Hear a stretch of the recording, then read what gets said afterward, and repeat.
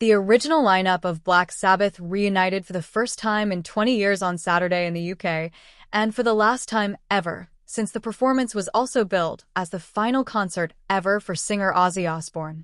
The Birmingham Stadium show climaxed with a 4-song Sabbath set, preceded by Osbourne doing a 5-song set of his solo material, preceded in turn by a full day's worth of metal and hard rock all-stars doing mini-sets that included Sabbath covers, as well as original material. "It's so good to be on this fucking stage. You have no idea," Osbourne told the crowd of 42,000 when his winged throne first rose up from under the stage. "Let the madness begin." That list of support acts does not count a pair of supergroups that included such figures as Aerosmith's Steven Tyler, Billy Corgan, Ronnie Wood, Travis Barker, Sammy Hagar, Andrew Watt, Youngblood, Korn's Jonathan Davis, Nuno Bettencourt, Chad Smith, Vernon Reid, and many others. Sitting in with one of the supergroups was Rage Against the Machine's Tom Morello, who served as the official curator of the day's lineup. Actor Jason Momoa was the host for the festivities, when not jumping into the mosh pit. "Make some space for me, I'm coming in," he announced to the crowd. Scroll down to see the complete set lists for each of the day's performances, along with video excerpts of some of the main attractions. The show was viewed not just by the 42,000 in attendance at Villa Park in Birmingham in central England, but more than 3 million more who paid for a live stream, which was a bit of a misnomer since the stream ran about 2 hours behind the live festivities. The day went off without many obvious hitches, although one unexpected development was Disturbed singer David Draiman being greeted with boos, as well as cheers. Draiman participated in one of the all-star jams, singing covers of Sweet Leaf and Osbourne's solo song, Shot in the Dark. "We gonna start this?" he defiantly asked the crowd.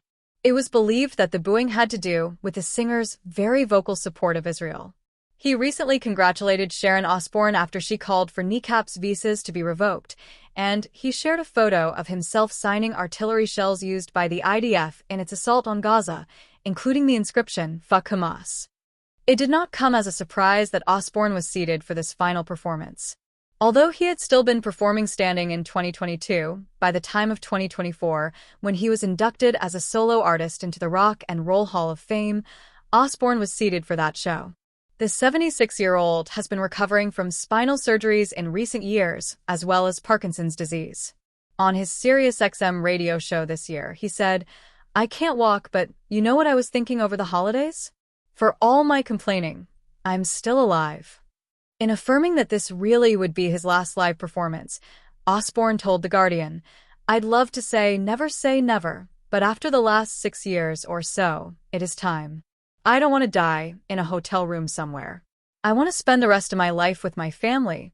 Osbourne had also indicated that he wanted to put a final cap on Sabbath's legacy, as well as his own career. The group put out its debut album in 1970, marking the true advent of heavy metal to many fans' minds, and then he departed for a solo career in 1979. There were reunions at various points over the years, but the last time all 4 original members performed live together was at the close of the Ozfest tour in 2005. 3 members of the band had participated in a final album, 13, in 2013, and the group did its final show up till now in Birmingham in 2017, but Ward had not been a part of those post-2005 reunions. The all-star cast paid tribute to the band and specifically to Osbourne throughout the day. Black Sabbath. "We'd all be different people without them.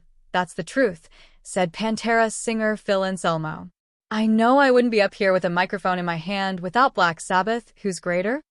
Reviewing the show almost in real time from on-site for The Guardian, critic Michael Hann wrote, "Ozzy, bless his heart, is not what he was.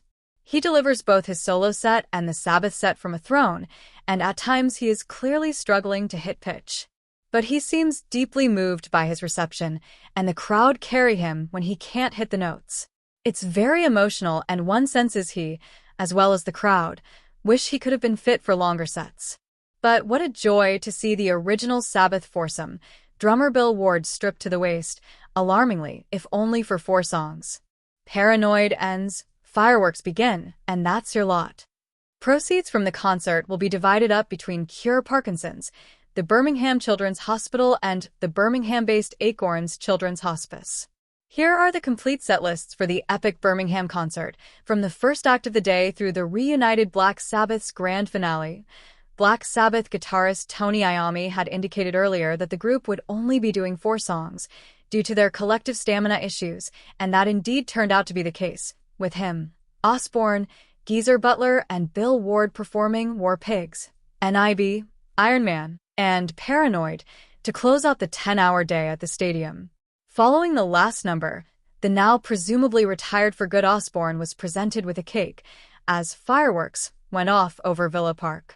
Earlier, for his solo set, Osbourne was supported by a band that included his longtime post-Sabbath guitarist Zakk Wylde as he sang I Don't Know, Mr. Crowley, Suicide Solution, Mama I'm Coming Home, and Crazy Train. Before performing Mama, the audience that he had been laid up for 6 years and added, "Thank you from the bottom of my heart." Metallica, Guns N' Roses, Slayer, Tool, Pantera, Gojira, Alice in Chains, Lamb of God, Hailstorm, Anthrax, Rival Sons, and Mastodon did sets ranging from 2 to 7 songs in length, each of them including at least one Sabbath or Osbourne cover. GNR won the prize for the greatest amount of veneration as far as sheer quantity goes, with the Axl Rose-fronted unit doing 4 Sabbath covers before finishing off with 2 of the band's own songs.